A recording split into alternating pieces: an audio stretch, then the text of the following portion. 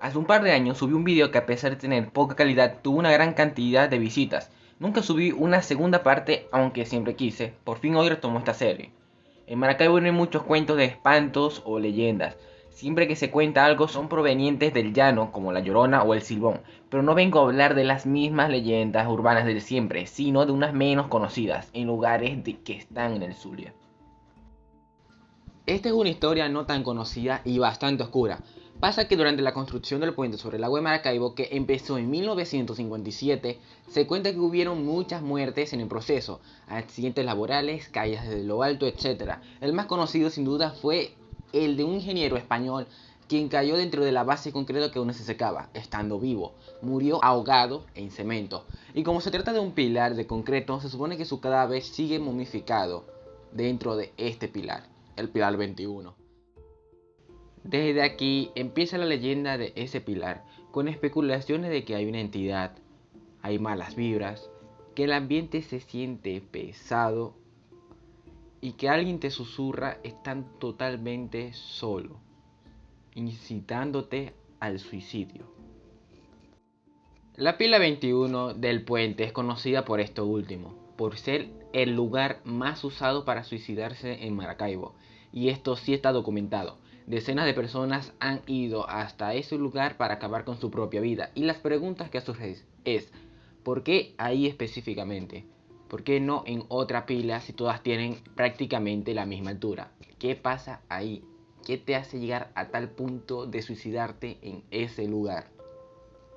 Sin embargo, los suicidios no son las únicas causas de muertes. Tenientes de la Capitanía de Puerto reportan que es muy habitual y que durante las últimas 2 décadas se le ha olvidado la cantidad de cuerpos que tuvieron que recoger y que incluso conoce los protocolos y las mareas para estos casos, como cuando 2 pescadores corrieron la mala suerte de enredarse con una red de pesca debajo de la pila 21 y morir. Y quizás suene sin sentido, y es porque así lo es. No tiene ningún sentido este tipo de muertes. En 1986 se reporta a la policía la desaparición de un joven llamado Rafael José Antonio, alias El Macho. Un joven que vivía en las afueras de Maracaibo, cuya desaparición en un inicio fue vista como un secuestro. Aunque era de clase media baja, su desaparición atrajo el interés de la prensa. Sin embargo, meses después se olvidaron de él. No fue tiempo después que en Caracas una periodista del diario de Caracas llamada Ibesille Pacheco encontró similitudes entre este caso y otro más, sucedido en 1976, el caso de Carlos Vega. Aunque se hacían reportes con la policía, este alboroto creó un descontento con las autoridades de Maracaibo e incluso de Caracas, ya que este último caso, el de Carlos Vega, era un caso de corrupción policial. Esto generaba, por supuesto, una polémica que obviamente ellos querrían silenciar, llegando a arrestarles a detectives privados por interrupción o intervención en el caso y hasta amenazas de muerte. Obviamente esto convenció a Ibesille de que había dado justo en el clavo.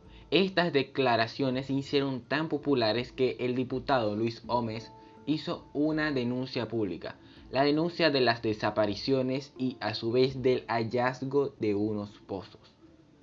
¿Pero qué tenían de especial estos pozos? Pues que estaban llenos de huesos. En un principio la policía dijo que eran huesos de animales, más precisamente de vacas que fueron dejados ahí por los mataderos de ganado. Pero pronto fue descubierto que eran restos humanos, y es que esto era evidente. Porque ¿quién podría confundir el cráneo de un animal con el de un humano? Es como decir, hey, ¿es esa la cabeza de un becerro? Y que te digan, sí, el becerro de tu hermano. Luis Gómez expresó en público, usando la prensa de su lado, que estos pozos eran utilizados por ciertos cuerpos policiales, que no nombraré, para hacer desaparecer los cadáveres de delincuentes comunes y, en muchos casos, de personas que tenían cuentas saldar con ellos, es decir, muertes por extorsión.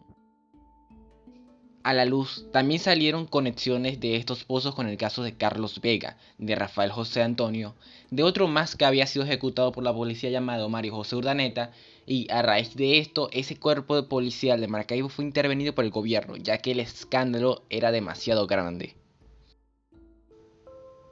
Las investigaciones de Gómez llegaron a una conclusión. Estos pozos estaban para encubrir las ejecuciones extrajudiciales, es decir, ilegales, de criminales menores de barrio, como forma de extorsión y miedo.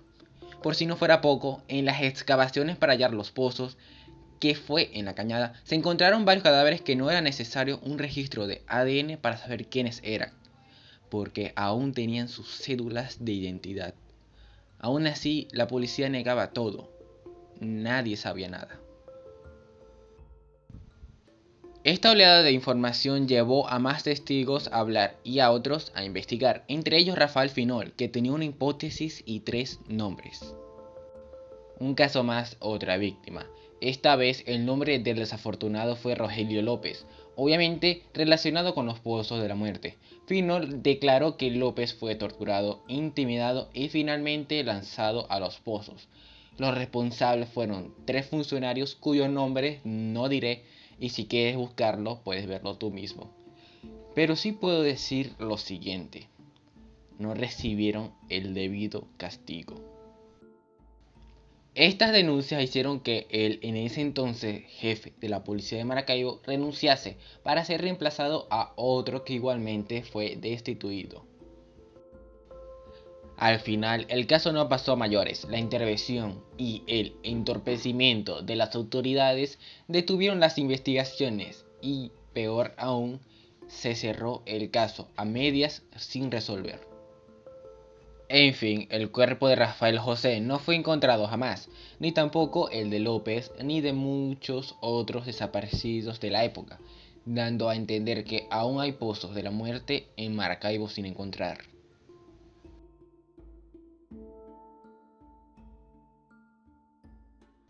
Hace décadas, el 23 de octubre de 1932, en la avenida 5 de Julio ocurrió el primer exorcismo en Maracaibo.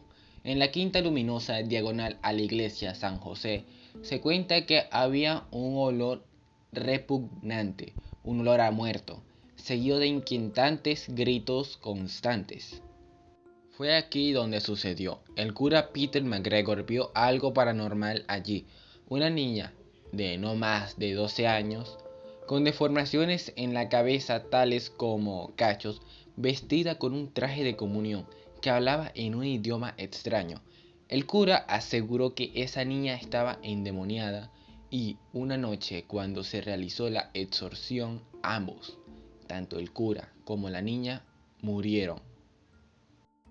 La casa donde ocurrió permanece abandonada, está tapiada, sus ventanas y puertas totalmente cerradas, y el mito dice que si entras en la noche, puedes oír aún los gritos de la niña o ver al mismo sacerdote, cuyas almas en pena siguen vagando en el lugar de sus muertes.